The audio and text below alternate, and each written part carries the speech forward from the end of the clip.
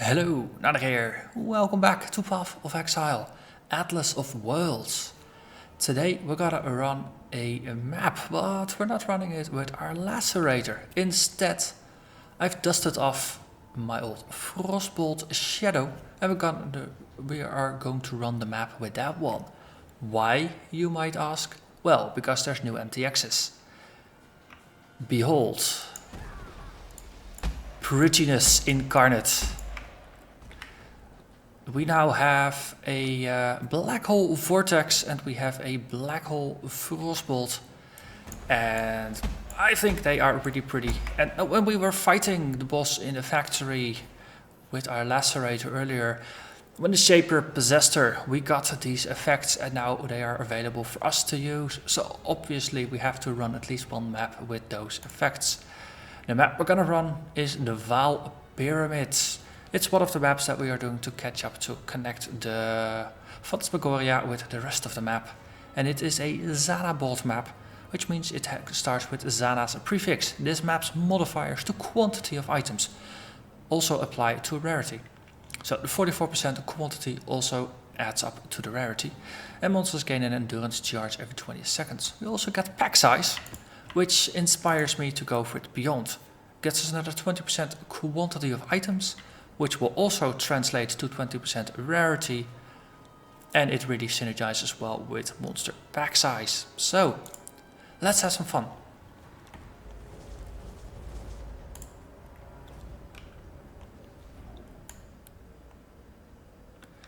So we are a CI Frostbolt Vortex character.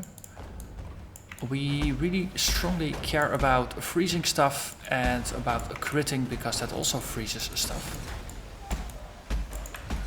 But this being a Chaos Noxlation build, Energy Shield is all we have. We have 1 point of life. Once that's gone, we are gone.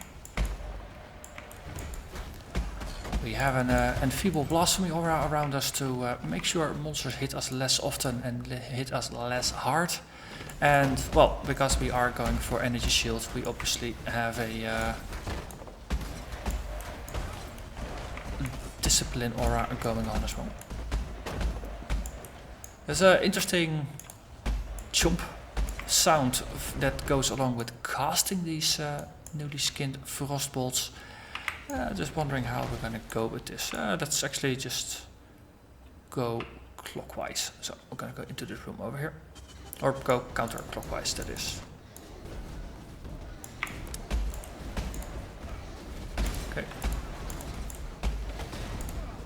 Okay, we're taking a bit too much damage here.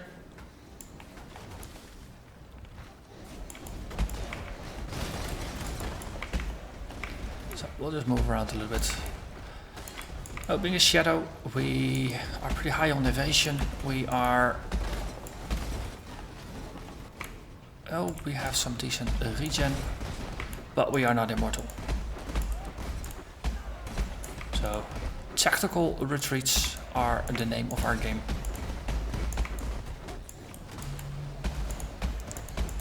So, despite these vortices being really pretty, they really just obscure what the heck is going on the floor. So that makes for some interesting experiences here.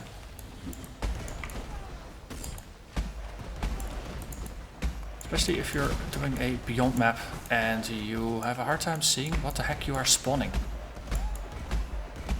So we will get hit by the demons a bit more unexpected than before. But that's just gotta add to the mystery. I mean, you can't play around with black holes and not have at least a little bit of mystery, right? So we'll just put up a defensive vortex here. So our vortex has a curse on hit Frostbite. So if we hit stuff with vortex, they are losing a lot of cold resistance. And they are more likely to get frozen. And because this is a reasonably crit-centric build and a freeze-centric build, most of our attacks have a pretty high chance of either outright freezing something or critting and thereby freezing something. Okay, let's just double check all the rooms. This is an open door. Okay, this is just the edge here. Okay, clear. I tend to prefer to go through these areas in a rather systemic way, so that at least you know where you have been and where you can still go, rather than having to backtrack all the freaking time. So Frostbomb, I mean, doesn't have a pretty skin. It's really just, well, comparatively bland now, but it acts as a semi-curse, reducing monsters' cold resistance by quite a bit. So it's still worth using, even though it doesn't look as pretty as the other skills in our current builds. Okay. Again, we're just gonna go with the room. Blood elementals. There's some demons spawning behind us. A volatile stormblood. That means we don't want to be near to it when it actually explodes. So we just keep putting some vortices around it. Vortex applies chill, regardless of if we do enough damage to actually do the chilling or not. And chilled monsters move slower, thereby allowing us more opportunities to just move around. To do tactical repositioning, as you were.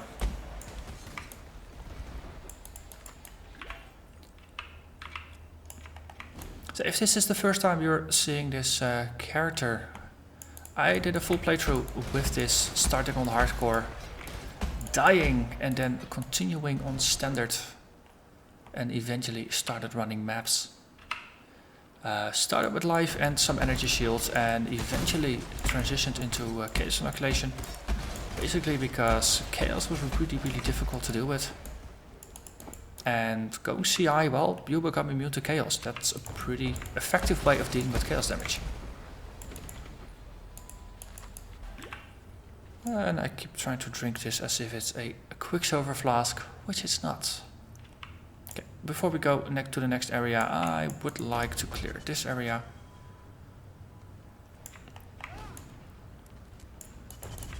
Ooh, this has teaming potential. Just because there's a lot of stuff in here. And there's more stuff over there. Let's see, we got 2 splotches. Yemen. And that one. Yep, that's this one way for demons. There. And Ashrand. Ashrand buckskin a tunic. And we are too full on stuff. So just empty your pockets and then go back to pick it up.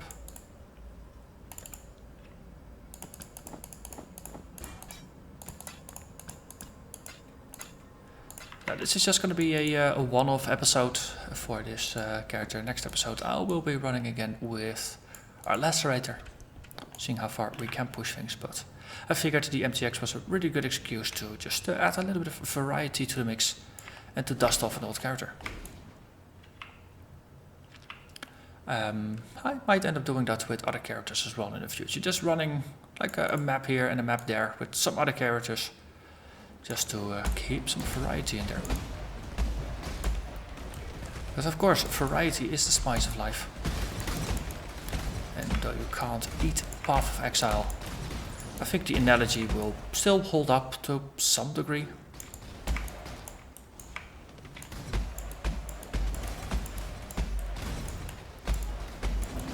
No, really, you can't eat Path of Exile. You really shouldn't try to eat the game in any way, shape or form.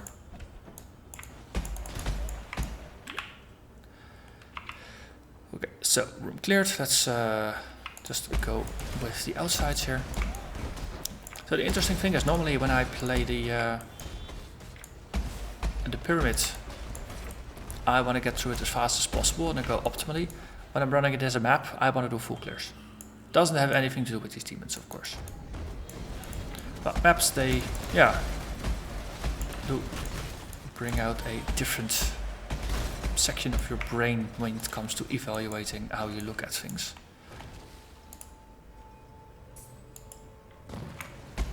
Hello, you. Yeah.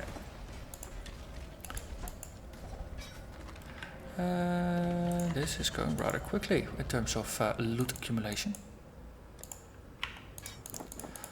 As always, though, once I start running low on portals, I stop picking up rares, but it's just a simple single map. I think we can get away with it. Just enjoy all our loot. Okay, we got some demon spawns. Deadly Zealots of Satosh.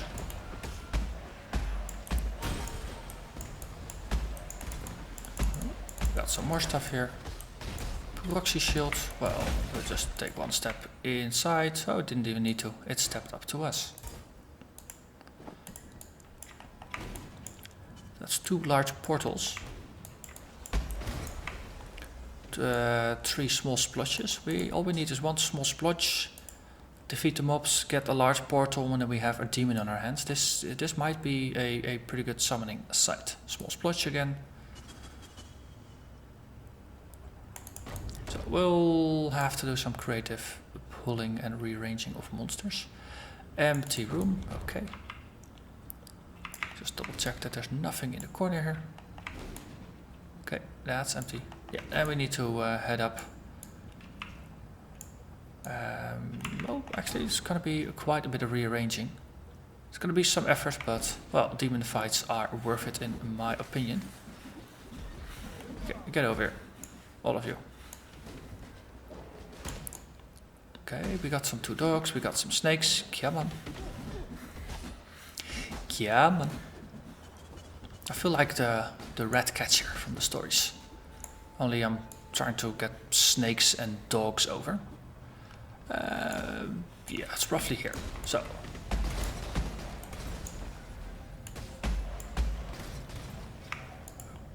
Okay. Come on, we need more. Wasn't enough. Get over here. Yep, stupid snake. Okay.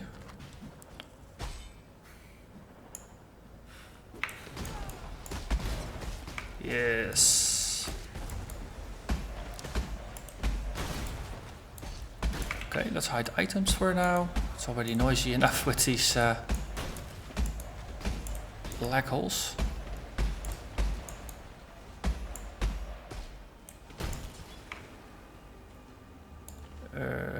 One, two, three. Do we need a 4th? This is annoying. So, all of this does make me realize that I don't think I want to be a cultist ever. Sounds like a really, really boring profession, no? Just herding snakes and stuff to the correct position. It's like being a dance teacher, I imagine. Okay, and then one of them makes it over here.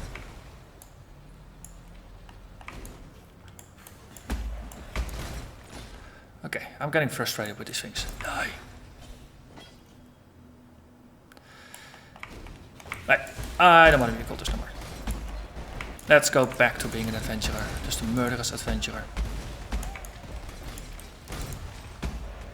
Play time's over. Patience is gone as well. Also items. Yeah, maybe we should pay attention to items. A Marshes map. Hey, I was looking for a Marshes map. That's good. Alright, we got some eyes, we got some disciples. Might be lucky that we got some stuff here then. Okay, and over there, yep, more stuff. Good, good, get over here.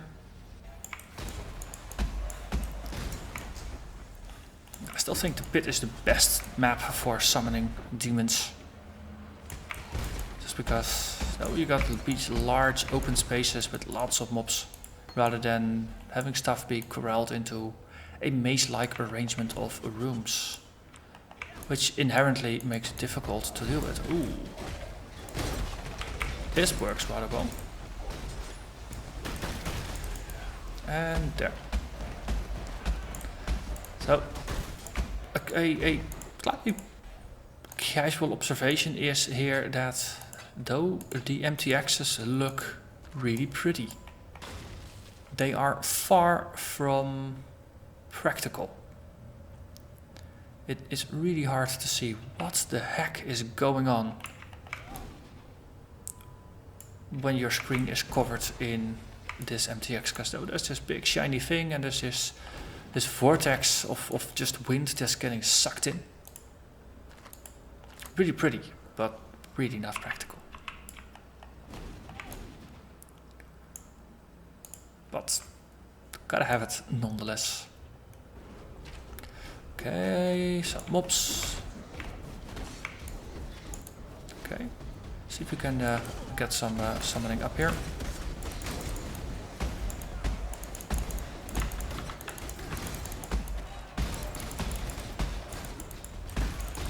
I'm getting surrounded by some servants of Hast.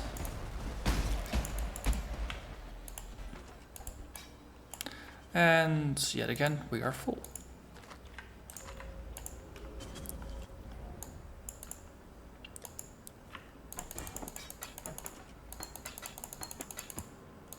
So Marshes is going to be the next map. I was already looking for it, because if we look on the map, Marshes is still undiscovered. So I needed to run Vaal Pyramids or the beach in order to get the Marshes. So I'm happy we got it.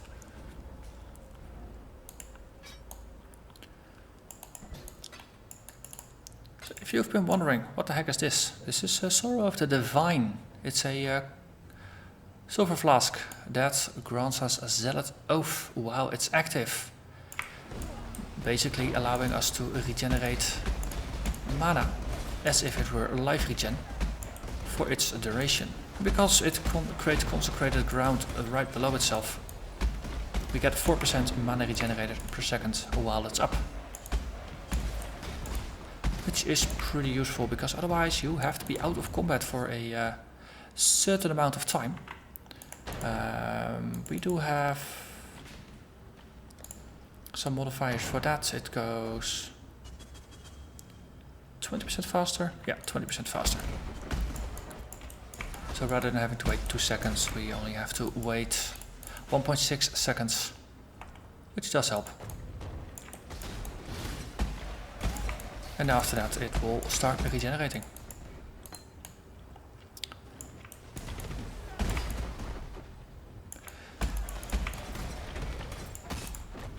Ooh, this seems like an interesting room to do some murdering as well. Storm Herald, yes, that's you.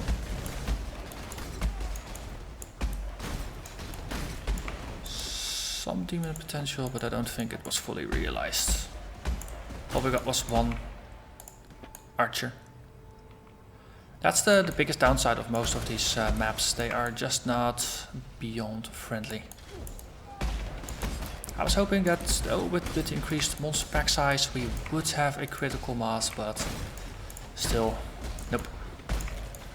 Which is unfortunate. 24 monsters remain. And that's definitely not in this room. And I didn't want that bow, just wanted the other stuff. So the arena, that's gonna be the boss room. With some mobs. And some spiders.